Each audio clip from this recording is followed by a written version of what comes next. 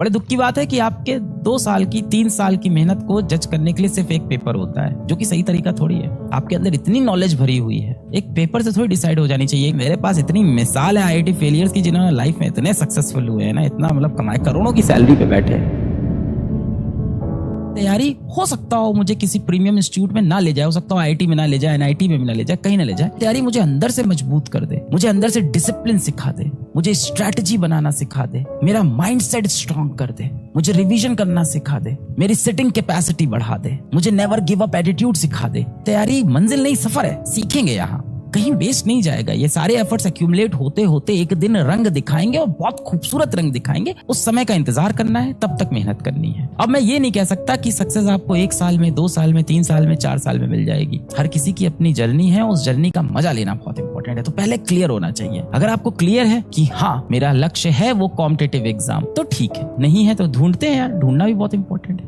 वो एक सवाल है, हल हो रहा है तो सब सही है, नहीं हो रहा है तो ये पसीना, ये मेहनत, ये त्याग, ये बलिदान सब बेकार हो जाता है। बड़े दुख की बात है कि आपके 2 साल की 3 साल की मेहनत को जज करने के लिए सिर्फ एक पेपर होता है, जो कि सही तरीका थोड़ी है। आपके अंदर इतनी नॉलेज भरी हुई है, एक पेपर से थोड़ी डिसाइड हो जानी चाहिए, एक एग्जाम से नहीं डिसाइड होनी चाहिए। होती भी नहीं है, समाज ने बोल बोल के डरा दिया, होती थोड़ी है। अरे मेरे पास इतनी मिसाल है आईआईटी फेलियर्स की जिन्होंने लाइफ में इतने सक्सेसफुल हुए हैं ना, इतना मतलब कमाए, करोड़ों की सैलरी पे बैठे हैं। अगर आप फाइनेंशियल सक्सेस को देखो, अगर आप सेटिस्फैक्शन, हैप्पीनेस को देखो, बेहतरीन फैमिली, बेहतरीन हस्बैंड, बेहतरीन वाइफ, छोटे छोटे प्यारे प्यारे बच्चे, एक खूबसूरत सा घर, शाम को अपनी वाइफ और अपने हस्बैंड के साथ बैठ के अच्छी अच्छी बातें करना, सुबह ऑफिस जाना, बढ़िया जिम जाना, लाइफ मेंटेन करना, खुशी खुशी जीना, दोस्तों से कभी कभी। मेरे फ्रेंड्स है ना यार, हाँ फ्रेंड्स में कितने लोग का आईआईटी निकला, बहुत कम का निकला।